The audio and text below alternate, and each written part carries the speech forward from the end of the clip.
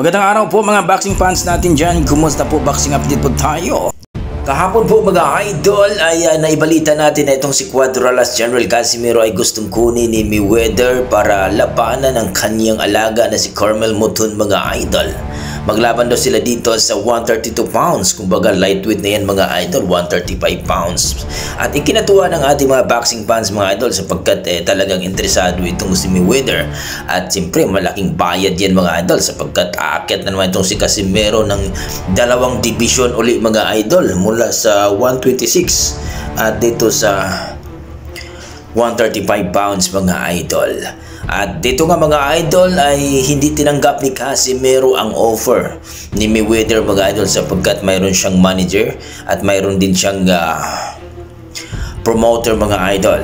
At ayon sa kanyang promoter na hindi daw nila tatanggapin, sobrang laki na daw ng timbang, overweight na si Casimero mga idol at hindi niya na kaya ang 135 pounds. Nakita daw ng promoter na medyo mabagal na daw si Casimero nung kumuha ito ng 128, kumbaga 130 pounds mga idol. So for featherweight na yun mga idol. At ito lalaban pa ito sa 135, medyo alanganin na daw si Casimero mga idol. So hindi pumayag ang kanyang promoter mga idol, sa halip no, sinabi ng kanyang promoter na mag-training itong si Casimero uli no. Talagang puspusan daw ang training sapagkat ito na nga mga idol ang sinasabi natin na itong si Casimero at Nery ay pinagharap na nga. At balitang-balita nga mga idol, sinabi nga dito sa post ni Cuadralas na ito nang inaantay ko na laban, na isa ko sa pinapangarap daw no? Pinapangarap ni Casimero na maglaban itong si Casimero at Nery mga idol. So hindi nga nila sinabi na sa December ang kanilang laban, pero may laban si Casimero sa December mga idol no? So di ka ng ating mga boxing fans, baka ito na ang sinabi ng kanyang promoter na si Nery at Casimero na ang maglaban dito mga idol. Dahil pinagharap na nga itong si Casimero at Nery. So grabe no, kung nga ito ay mangyayari mga idol, napakagandang laban ito dahil itong si Nery ay hindi talaga ito talagang umaatras din mga idol. Ito yung hinahanap natin na boksingero na pangtapat kay Casimero. Kasi yung nangyari kay Kinichi Kameda walang kwentang laban yun puro takbo na walang nangyaring bakbakan no.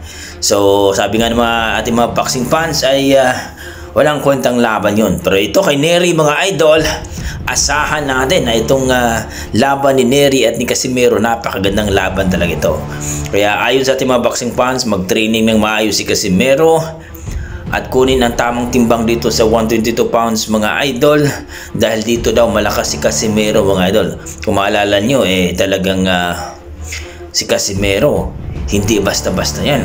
Kaya kailangan daw ni Casimero ng nutritionist o strength conditioning coach para makuha ang tamang timbang mga idol. So napaka-excited nga laban daw ito mga idol ayon sa ating mga boxing fans, dahil itong si Casimero o si Nery ay talagang malupet na mga boksingero. Siya nga daw ang pag-apang kay Naoya Inoue itong si Nery. So kayo mga idol, masasabi nyo dito kung sakaling matuloy na ito, Nery versus Casimero? Malapit na daw ito mga idol. Kaya abang-abang na tayo dito mga lodi. Sa kabilang banda mga idol, Carl James Martin mga idol ay hilaw pa daw para kay Naoya Inoue. Bagamat nanalo si Carl James Martin mga idol, ay ayon sa ating mga boxing fans, kung itapat daw ito kay Naoya Inoue, baka bugbog di alipungatan lang daw itong si Martin. Baka isang round lang daw dito kay Naoya Inoue. Well mga idol, marami nang nagsasabi na ilaban muna bago daw magsabi na hindi kaya ni Martin. Nag-training si Martin at malupit at may disiplina daw si Martin, kaya hindi daw basta-basta itong si Martin.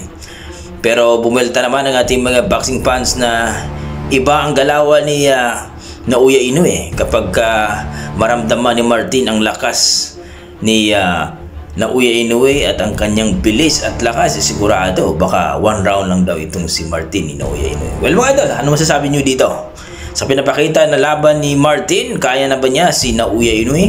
Please comment down below mga idol para ating pag-usapan. Maraming salamat.